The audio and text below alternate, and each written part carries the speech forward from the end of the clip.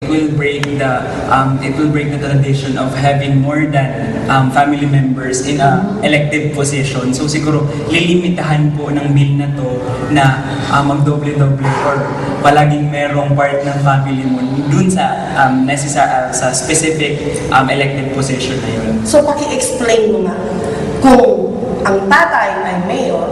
Kung ang tatay mo ay mayor, pwede i-allow din yung nanay na maging kagawad. O at saka yung anak, pwede rin isa rin kagawad pa. Pwede i-allow yun.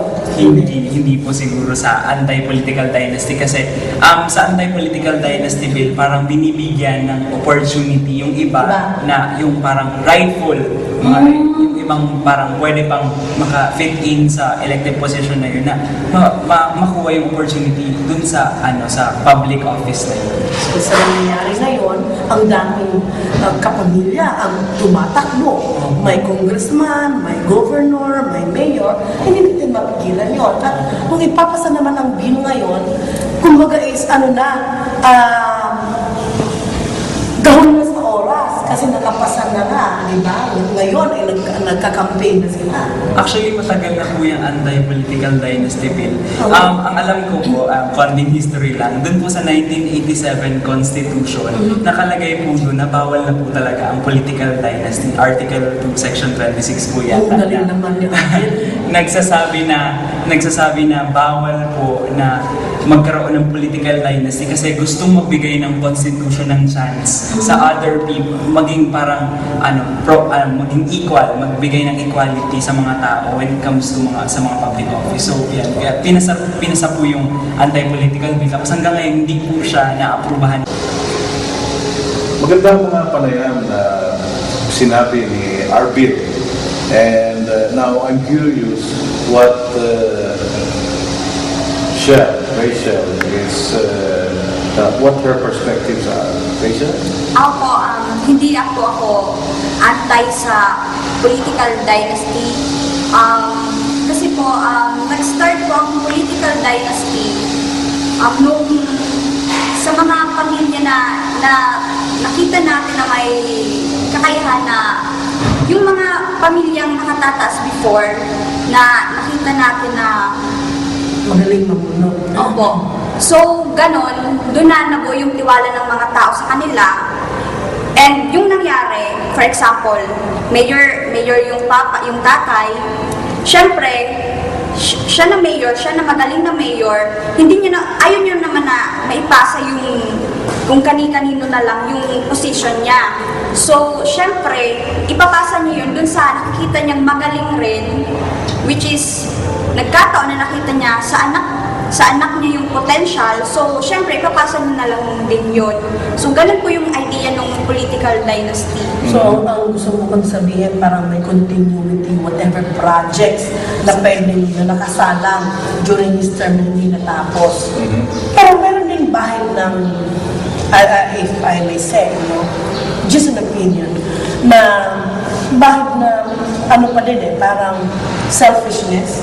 Kasi imbis na maibigay sa ibang pagkakataon na marami din magaling na mamuno, ibigay sa anak. Pero sang-ayon din ako sa sinasabi mo na when it comes to the project, may continuity, na parang may free hand pa rin, yung tatay na naging mayor, na magabayan ang bayan sa progreso. Ano pa kaya sa tingin mo ang advantage na may political dynasty ang namumuno sa isang lugar?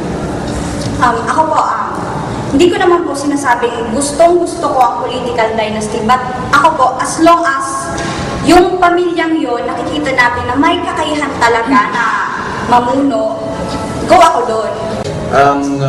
I'd like to say two points ni Teo. The first one is ang political dynasty is neither good nor bad. Now, it will depend upon the purity of the intention of the persons you are putting in public office. Now, kung ang intention ng tao ay maganda, maraming magagawa na maganda rin. Pero kung ang intention ng niluklok natin dyan ay hindi maganda, aabusuhin yung posisyon. Right? Okay. Ano pang, at the second point that I would like to put forward is this. Nakita natin sa mahabang history ng ating bansa kung paano inabuso ang posisyon ng mga tao na related to each other. Binibili yung boto, tinatago yung pera, ninanakaw ang kaban ng bayan. And so, that is the very essence, the spirit of why the anti-dynasty law is being pushed forward, is being passed. To become a bill. Unfortunately, it's not going to happen during these elections. Maybe because next year. Wala nang oras. But we still have a remedy. Yung informed and intelligent voters. Sila ang maghuhusga kung sino ang iluluklok natin dyan sa posisyon. Ngayon, ilagay natin yung mga tao na may sinseridad at may competence, tayo ang makikinabang tayo. Ilagay natin dyan yung isang kandidato dahil nabahida na nalagyan ng laman yung ating bulsa. That's the last time probably you will hear about that candidate. Pagkatapos niyan, nakalimutan na kayo. So, we don't have anybody else to blame but ourselves. Therefore, we must change. No? We are catalysts of change. Tayo ang magbago sa ganyang pananaw, ilagay natin yung kandidato na may sinseridad ng purpose at may competence. Ating panlawagan sa mga trapo, sa traditional na politicians, na sana tayo naman isipin talaga ang para sa bayan, hindi para sa sarili.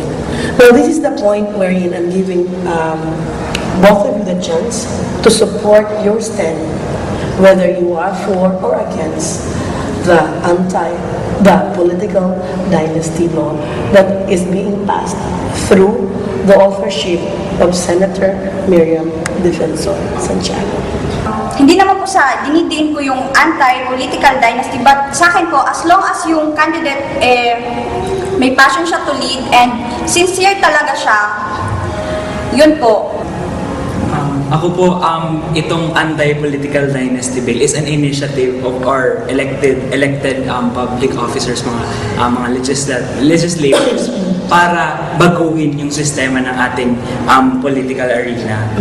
Siyempre, ito na yung magbibigay ng impormasyon, siyempre sabi nga po ni Sir Toots, na sa mga voters na makapag-isip-isip bago sila maglagay ng kung sino dun sa balota nila. Kasi at the end ng conversation po natin, ang nasa kamay ng mga botante, nasa kamay natin ang pagbabago na hinahangad natin para sa ating bansa. Kasi syempre kung alam ko at kung meron akong knowledge kung sino yung iboboto ko, doon po magsisimula yung pagbabagong hinahangad ko.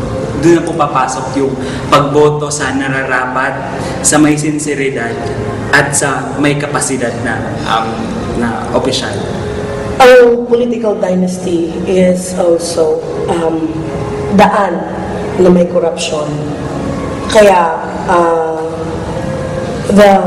the bill that is being passed na dapat talagang kung may manlulusutan, kung may gusot manlulusutan because of this political dynasty. It is a way, ito isang daan para mapalaganap lalo ang corruption. And I agree with that. No?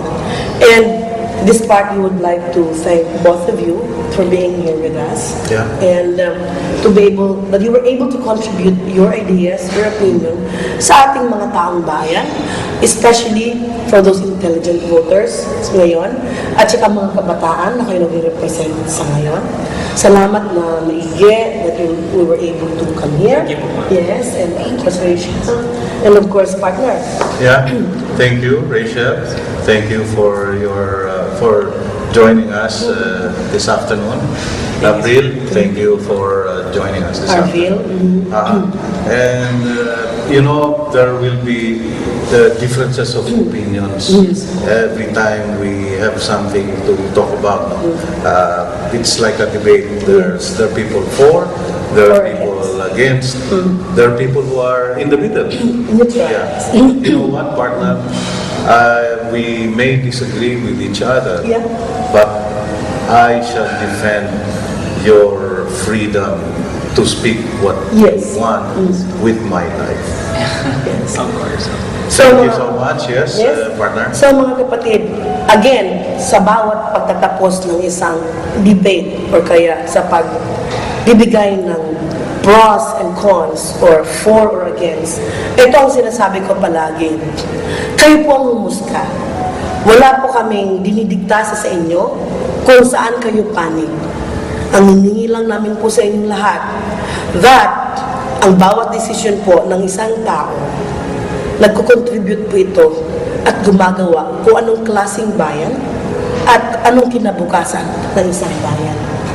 So, in this portion, mga kaibigan, mga mahal kong mga Bicolano at Bicolana, kami po ay nagtatapos sa segment na ito, Kabataang Taram. Again, I am reminding all of you that this is being listened simulcast with DCPK, and we are with PBN TV5.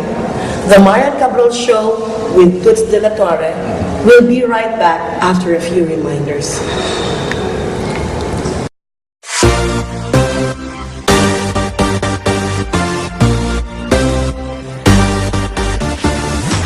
Turn up the music, let's get out on the floor. I like to move it, come and give me some more. Watch me get physical, out of control. There's people watching me, I never.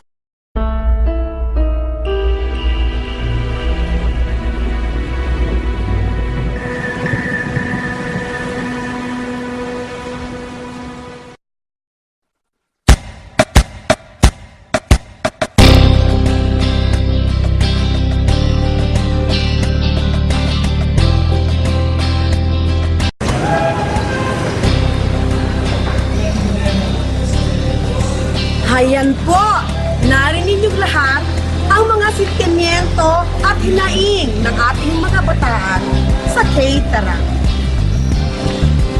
Iba-iba man ang ating gusto, iba-iba man ang ating pinapanigan, ngunit isa lamang ang ating layunin o adikain sa buhay.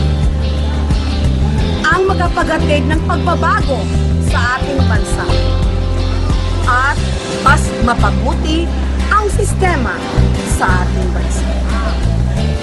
This is the Marian Cabral Show with Toots de la Torre saying goodbye and God bless.